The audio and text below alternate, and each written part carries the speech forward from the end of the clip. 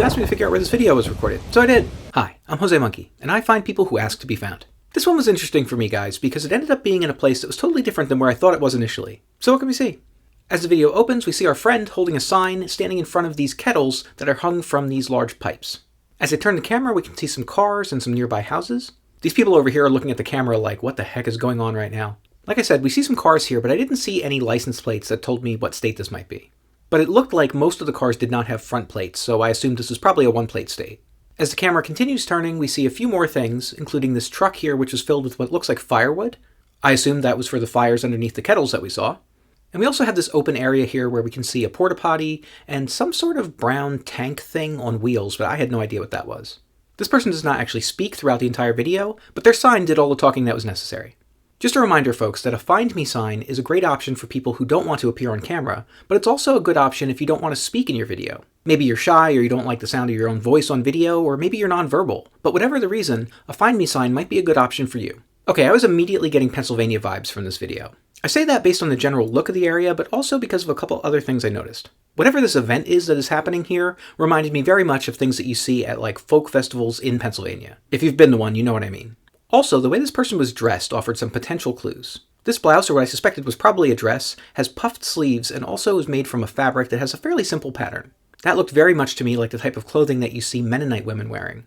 Also, it's hard to tell for sure, but this person may be wearing a bonnet, but we can't really see in the video. That would also be common among Mennonites. By the way, Mennonites are a religious sect that favors a life of simplicity. They're often confused with the Amish, and while they are distinct groups that have some common beliefs and practices, they also have some key differences. If you'd like to learn more about the differences between these groups, you should Google it! Anyway, I suspected this person might be Mennonite, which would also suggest that this was Pennsylvania. Mennonites historically have ties to Pennsylvania, though you will find Mennonite communities all over the United States and all over the world.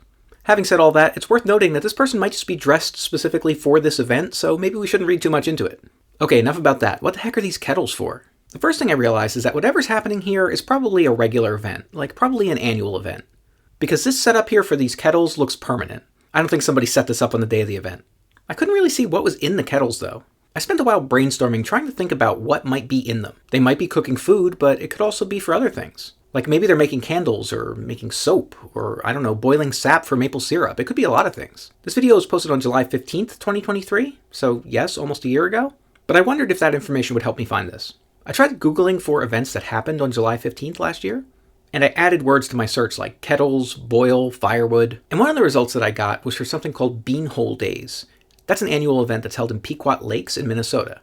I didn't think this was Minnesota, but I figured I'd go check it out anyway. And I looked at some videos and photos from that event, and sure enough, it didn't look like the right place to me. But it gave me an idea I didn't have before, like maybe they were boiling beans in these kettles. I didn't even know a bean event was a thing. Anyway, once I knew that, I started looking at the video again to see if I could figure out whether or not there were beans in these kettles. But guys, I couldn't tell what the heck was in there. But when I was doing that, I noticed that there's something on the table here. Beans, perhaps? Okay, maybe I was onto something. The search results that I was getting were dominated by this Beanhole Days event, so I actually had to redo my search and omit anything that had to do with Pequot Lakes. And when I did that, I got an image that looked like it could be the event I was looking for. I clicked through to find an article all about something called the Old Soldiers and Sailors Reunion, and on that page I found this image. And when you zoom in here, we can see that these are the same buildings that we see in the video. Guys, that was it.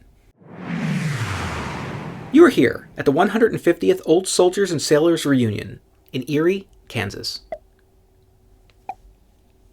Okay, so that article told me what town this was in, but it didn't give me the exact spot.